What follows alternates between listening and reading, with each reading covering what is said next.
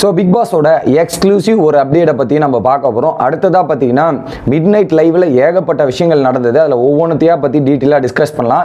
ஒரு பக்கம் அவ்வளோ நேரம் அக்செப்ட் பண்ண போன வீடியோ நீங்கள் பார்த்துருப்பீங்க. முத்து மற்றும் பார்த்தீங்கன்னா ரயனோட ஆர்கியூமெண்ட்டில் அக்செப்டன்ஸே இல்லாத ரயனை ஒரே பாயிண்டில் மஞ்சுரி முடிச்சு விட்ட தருணங்கள் நல்லா இருந்தது. அதுக்கப்புறம் முத்துக்குமரன் நாளைக்கு இந்த மாதிரி ஒரு ஸ்ட்ராட்டஜி போட்டு யாரெல்லாம் முடிக்கலான்ற மாதிரி ஒரு கவுண்டிங் ஆர்டர் செட் பண்ணியிருக்கார். அது எல்லாத்தையுமே டீட்டெயிலாக பார்த்துருவோம்.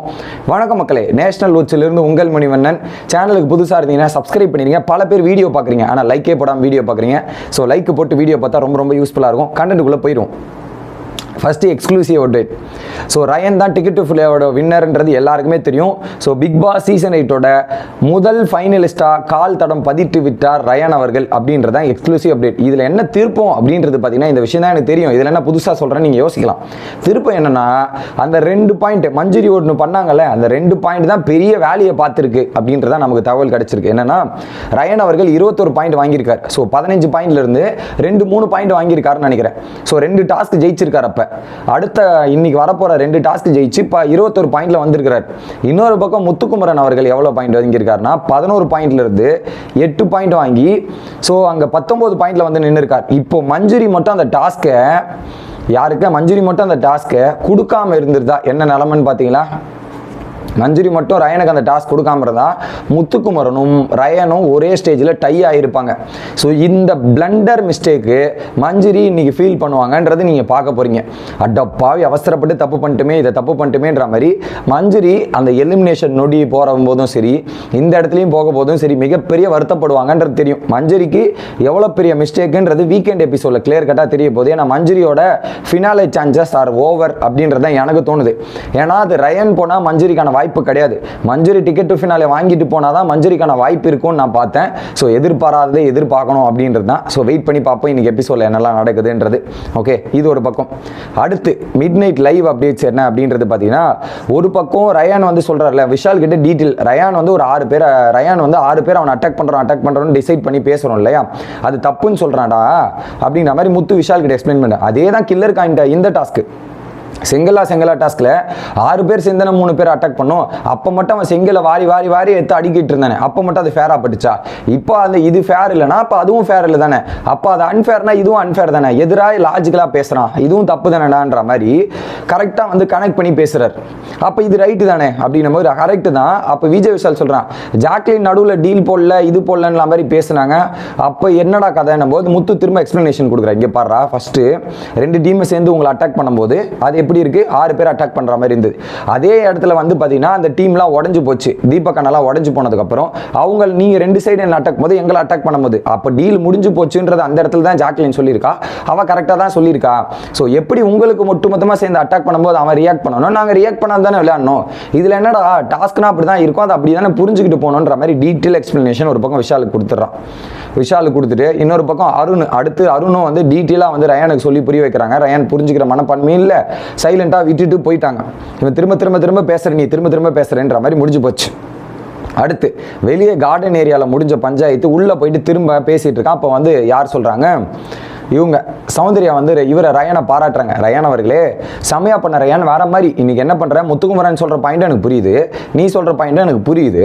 ஆனா நீ இவ்வளவு நேரம் போராடி இவ்வளவு தூரம் முத்துக்குமாருக்கு எதிர பேசி ஒரு விஷயத்த பண்றல, நல்லா இருக்கு அப்படின்னும் போது ஏன்டா அப்படி இந்த அளவுக்கு நீ பேசுறதே இல்லைன்னும் போது, இல்ல முத்துக்குமரனை இப்ப விட்டனா ஒண்ணுமே பண்ண முடியாது, அதனால எல்லாத்தையும் நான் சொல்லி இது பண்ணணும், அதனாலதான் நான் முயற்சி எடுத்து பண்ணிட்டு இருக்கேன்ற மாதிரி ஒரு பக்கம் பேசிட்டு பாராட்டுவாங்க. நான் புரிஞ்சுக்கிறேன்ற மாதிரி சௌந்தர்யா பாராட்டிட்டு போவாங்க.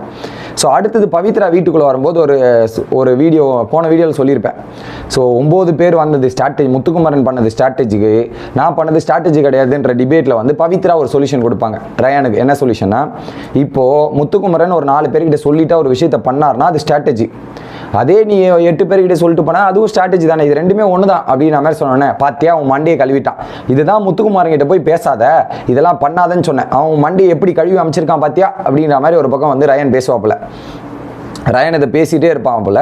ஒரு பாயிண்ட்டுக்குள்ள முத்துவே வந்துடும். டே இப்போ உனக்கு என்னடா பிரச்சனை சொல்கிறா, டே இப்போ உனக்கு என்னடா பிரச்சனை இங்கேயே சால்வ் பண்ணுற சொல்கிறா அப்படின்ற மாதிரி முத்துக்குமரன் வந்து கேட்பார்.